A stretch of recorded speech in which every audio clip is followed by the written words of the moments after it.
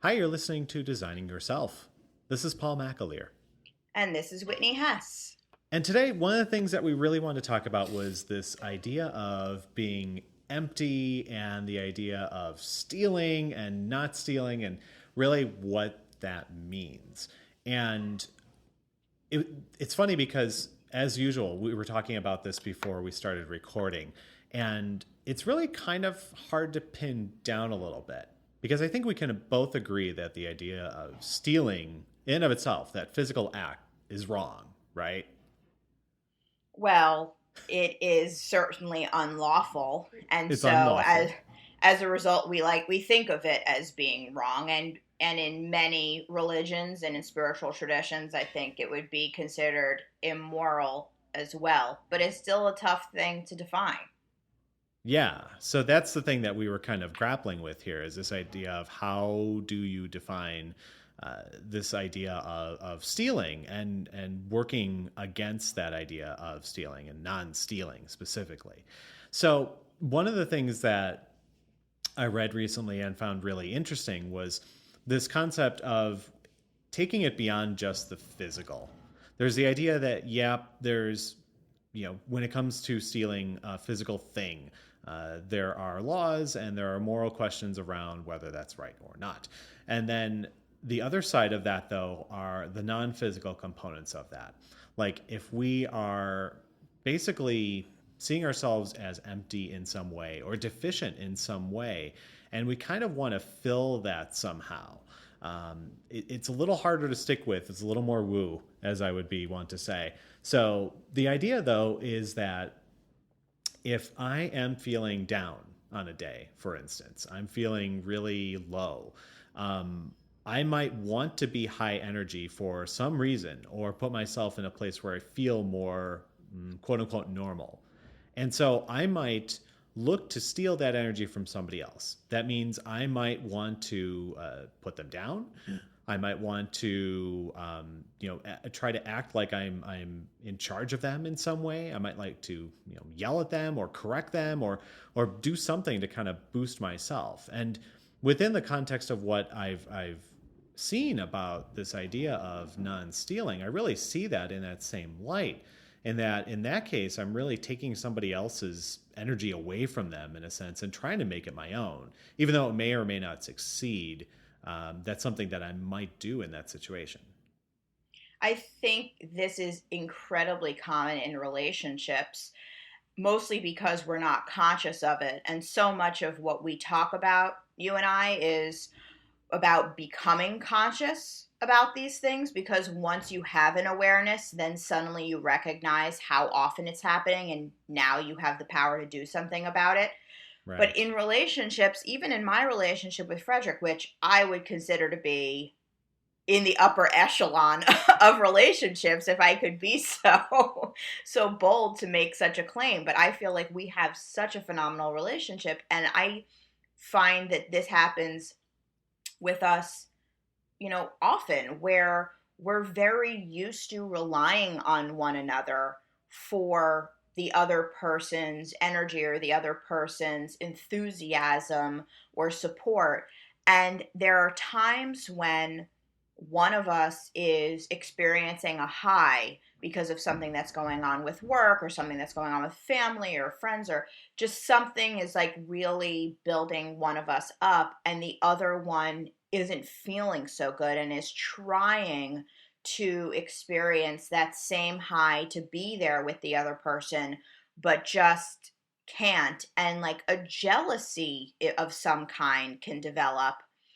And then exactly what you just said seems to happen kind of automatically if we're not paying attention to how we're feeling, and instead we're entirely focused on how the other person feels. And it can be like just as small as, picking a fight over something that is completely inconsequential. And again, this is like a sort of automated thing, so we're not even aware that we're doing it. And now suddenly that other person who was like filled with joy is now irritated because we made them irritated.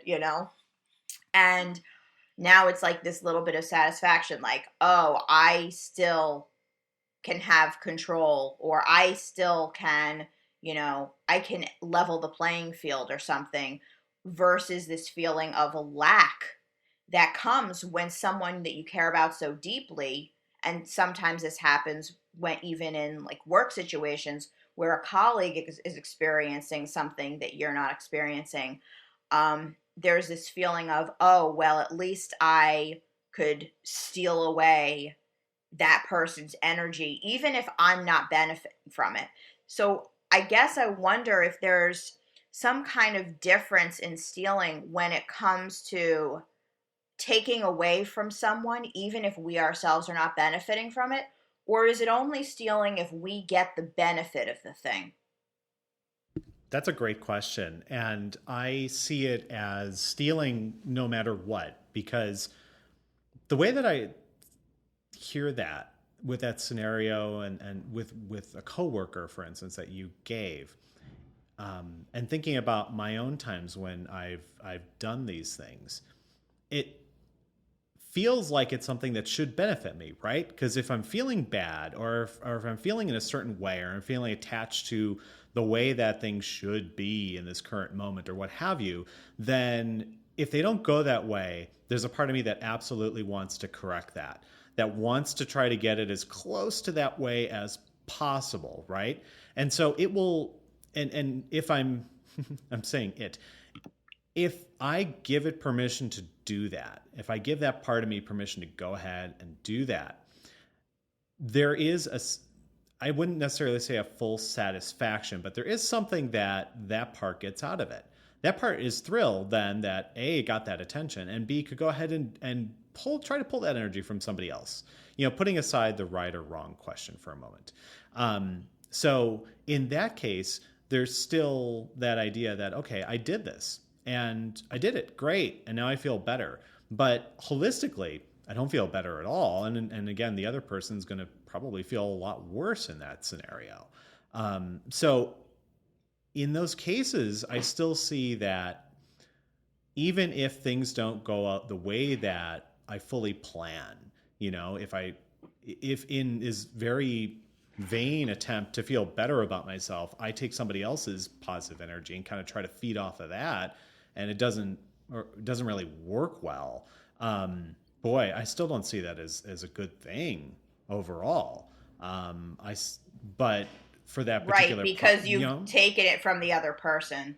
right, but for that particular part of me that really felt that need, that something was deficient, and other parts of me thought, oh, this is the way to really get it, then that feels like a mission accomplished type of moment, where it's like, well, we did it, awesome, we're great, even though holistically, again, not really feeling great in that scenario. And this is all feeling really kind of fuzzy to me, so maybe I'll slap a concrete example on this, just as a for instance, right? Yeah, So, because I'm you having know, a hard time believing that you ever do this. So I want to hear an example. okay. Well, so I think one other way to think about it is this. So one example would be that if I come into work and I am having a bad day, my morning starts with possibly my dog or my son not listening to me for whatever reasons, right? I might have already tried to reinforce this idea that I'm the dad, I've got everything under control, and this is how it's going to play out. Like, this is going to be our morning schedule. We have to get to, we have to get you to school by X hour, and I have to get to work by this hour, et cetera, et cetera. And if things don't go according to that plan, there's a part of me that may carry that around into work. So then I come into the office, my coworkers are here, and they're all feeling, I can kind of get a sense of the vibe of the room probably, but they might be feeling neutral to positive or maybe even negative. But for example, let's say they're feeling pretty good. And I come in and I take this vibe with me, right? So instead of feeding off of that positive energy now that my coworkers might have, they might be in good spirits, talking about the weekend or what have you. I come in and I'm old grumpy cat here, and I say, hey, I had I kind of a rough morning. Weekend was okay. I'll be pleasant about it, but then kind of bury myself in my work, right? So I'm still fighting with that scenario where I'm feeling like this day, this morning isn't necessarily going according to this magical plan that part of me made up. And I'm also not really looking at what's going on in that moment either. So in essence, I'm trying to pull away some of that positive energy that those people have, right? And part of what I see here is this weird dependence and independence thing. Because in the one hand, yes, I'm fully dependent on how other people are feeling to get a sense of, the sense of the room, sense of how the day may go, etc. And for some people, it's going to matter more how they feel and how it affects the way that I feel. But then there's also that question of being independent and not letting it affect you as well. So there's a weird little dynamic that's happening there.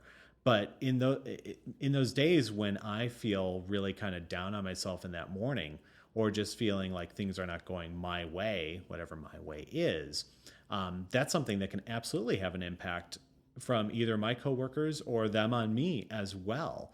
And it may be just something really small that sets it off earlier in the morning or even the prior day if I let it sit within me for a while. Does that clarify things a little Yeah, bit? it does. And I think that that's a much more kind of common example because I think everyone can relate to that. And it isn't something that you're doing out of malice, which I could never imagine you doing at all, which was kind of why I was like, what do you mean by that?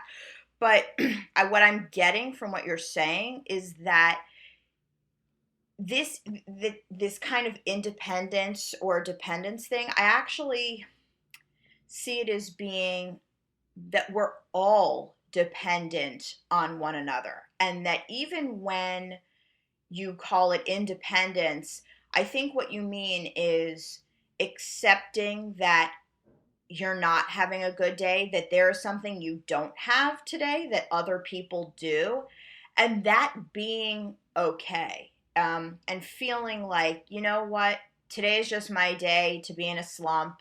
I'm going to let it go. I'm going to work with it rather than fight against it. And I'm going to acknowledge that other people are doing okay today, at least from an outside perspective that I'm seeing them. Maybe they're going through their own things, but I'm not going to try to take that away from them. And I'm not going to let that impact me even more negatively. And maybe even recognizing that other people are having a good day or that they're high energy will be a way to get me out of my slump. And in a way, I see that as being even more evidence of our interdependence or our Mm-hmm. interconnection rather than our independence. It's like saying, you know what, actually, there's really no gain that's possible from stealing whatsoever. And perhaps stealing is a lack of recognition that when you steal from someone else, you steal from yourself as well. Because we all are connected and we all do depend on each other. And there's no way to fill the void inside of us by taking something from someone else because we will never feel like we deserve it. We will never feel like it's truly ours. And we will always be left with the memory of who we took it from, both physical and in the case that we're discussing here, kind of on an energetic level and a relationship level.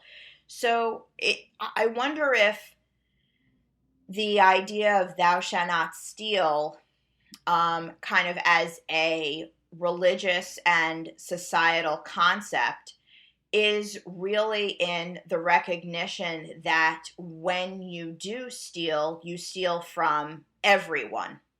And that includes yourself, not just the individual you targeted. Yeah, I love that concept because it goes along with the idea of being attached to something that's not in the present moment, right? Because if you are, for instance, if you are feeling bad about the way things do or do not turn out, or the way things are or are not right now, um, you could see it as you're actually stealing from that opportunity you have right now to just be in that current moment and accept it and I even love get to a that. point of celebration of it as well, right? Because in those moments you are not necessarily really present. You are somewhere else. You are thinking and feeling down about yourself about why things are not the way that they should be. And that is kind of a form of stealing, because then those moments that you spend in that, you don't get them back. And I think one important thing here too is to note that there's, depending on the situation, there's a time for mourning, there's a time to be sad. And there are absolutely times when, it might be easier to not be in the present moment. For whatever reason, it may be very challenging. It may be very sad in the present moment. We may be able to take ourselves to a happier place, for instance. So that is to say, I guess nobody's perfect. But again, this ideal, I think, to shoot for then is, again, not stealing from yourself currently, which also then, as you put it, serves to not steal from others as well. If you see us as interconnected, which I agree with, we all have this energy, and we all have this shared identity and this shared consciousness too. And so there are ebbs and flows of emotion and feeling and things that just happen within this bigger pool. So if you see that we're connected, then yeah, sometimes these things are going to come up, and sometimes they're going to pass as well. And I'm curious what feelings you have in those moments, if you've experienced that as well. Just kind of what goes through your mind, and what do you feel when you really see yourself, and maybe, I guess I'm very presumptuous, if you do see yourself stealing these moments essentially from yourself or from others in those moments.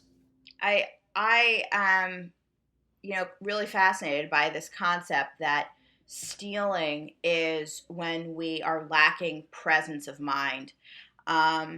Because yes, I can certainly identify with, and what I think it is for me, and my sense is that probably what it is for others as well, is that it is a moment of judgment. We are putting ourselves as judge, and we are evaluating our circumstances, and we are determining that we have less than someone else, or that someone else has more than they deserve, or we have less than we deserve. And I've, of course, had those moments feeling like, well, why does that person get all the opportunities?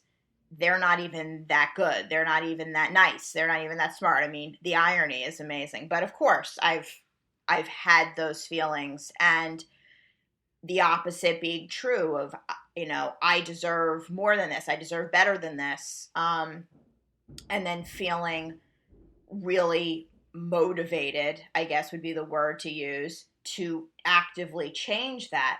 And if I'm understanding, what you just said correctly, and the thing that I'm really hooking into here is this idea that in those moments, we are stealing from ourselves, in that we're not recognizing what we could get out of sitting with that feeling and not judging it. Seeing, what?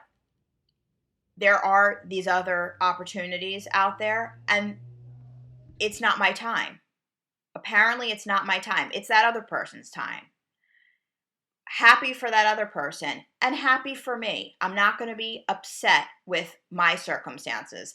I'm just going to accept them for what they are. And if I take this moment to reconnect with me, and to be fully present, and to be mindful of my behavior and my emotions, then this is practice. What a great opportunity to practice. And I liked that idea as a way of kind of combating the stealing, because perhaps all stealing is precipitated by, if that's the right word, by judgment of someone having too much, or of me having too little. And I'm trying to think of specific examples in which I feel that I've done this, and my lack of ability to zero in on something is probably evidence of my lack of awareness of when I'm doing this.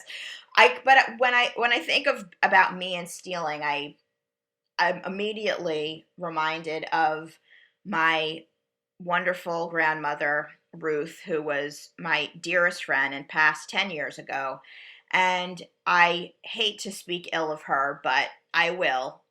She was notorious for taking the sugar packets off of the restaurant table and putting them in her purse. Notorious.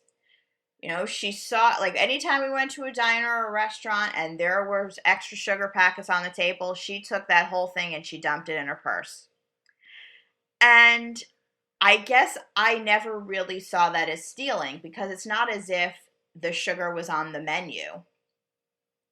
Like, okay, oh, yes, you could take this whole bucket of sugar on the table if you pay us $3. It was never on the menu, and it was just kind of there for us to use during our meal, and she didn't see the issue with taking it home. So I think that kind of ingrained in me this idea that if something is for sale and you take it, that's stealing. But if it isn't for sale and you take it, that isn't stealing. And if I'm being completely honest, which of course that's what we're here to do, I have had several several experiences in which something wasn't for sale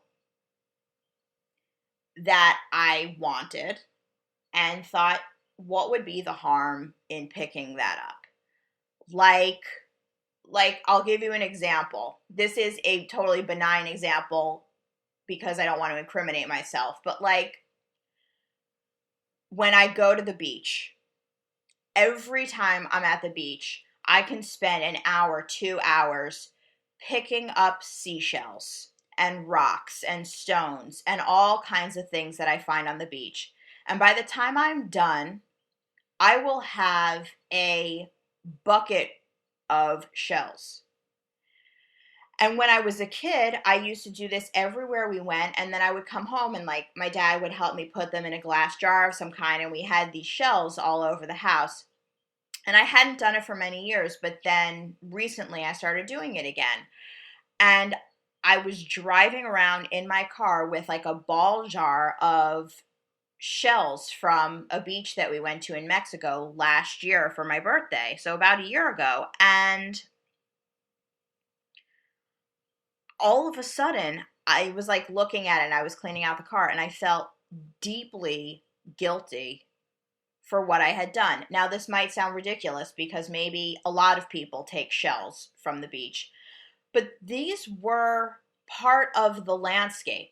Not only were they beautiful to look at for everyone else who was visiting, but it was indigenous. I mean, this had come from the sea and had washed up on the beach. And in my pretty typical human presumption, I figured, well, these don't have any use anymore. I'm just going to take them. But how do I know? How does any of us know what use those shells have to the shoreline, to the sea life that exists? Who knows? You know, it could be a hiding place. It could be a home. It could be nourishment. It could be, you know, reinforcement to the shoreline. Who knows? And I just took that with me because I figured, well, no one else, you know, this is free. It's just there. It's not like, you know, they have seashells for sale. And I can think of many other examples. Like I was at now I'm really incriminating myself. I was at a restaurant when traveling in Southeast Asia, and there was an amazing chopstick holder on one of the tables, like where you lay your chopsticks in between dishes. Do you know what I mean? Yeah. And it was like so gorgeous and so amazing, and I pocketed it. I did. I feel, you know, it's like I'm kind of embarrassed to say it because it's not like the best thing in the world to admit, but I'm like, well, that's not for sale. That's just sitting here on this table. So those are some physical examples. So if I can think of those physical examples, and those are just a couple that are coming to mind, that to me are like, they're shameful to even admit that I would be so presumptuous to think that I was owed that, or that I had any rightful you know, uh, can't think of the word, but that was in any way deserving of taking something off of a restaurant table, which obviously they would have to replace or they'd be down one or whatever it was.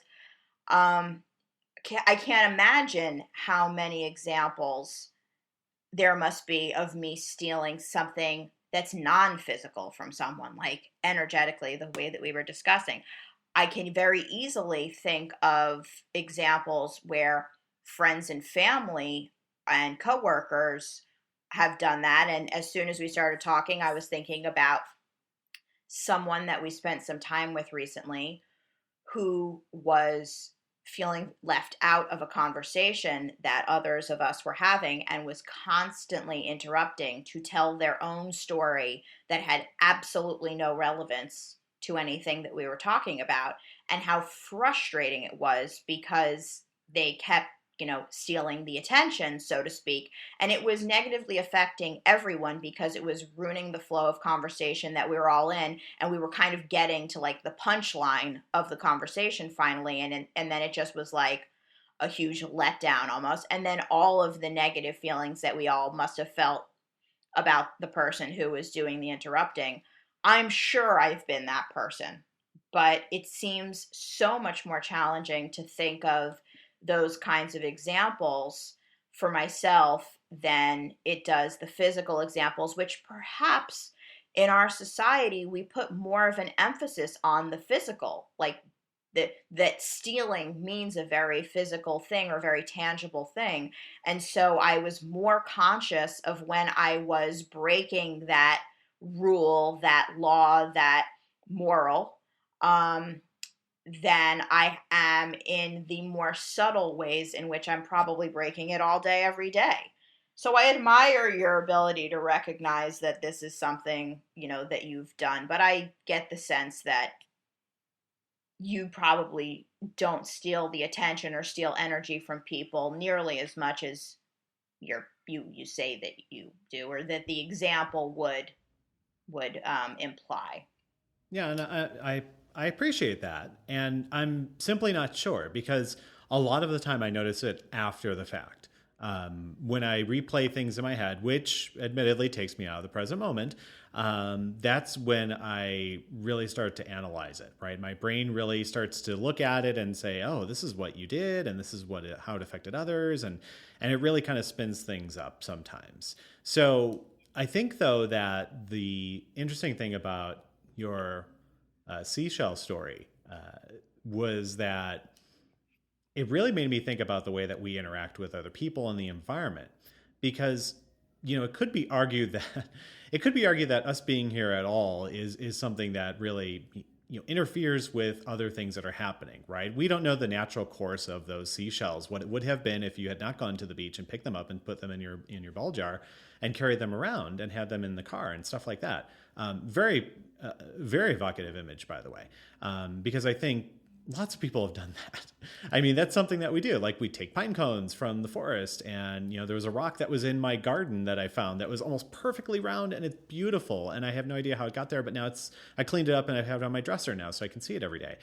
Stuff like that. Like, those are things that we don't think much about, but there's that element of this physical object is something that I really want, and why can't I just have it? And there are times when jealousy comes into play. There are times when desire or envy come into play for some of these things.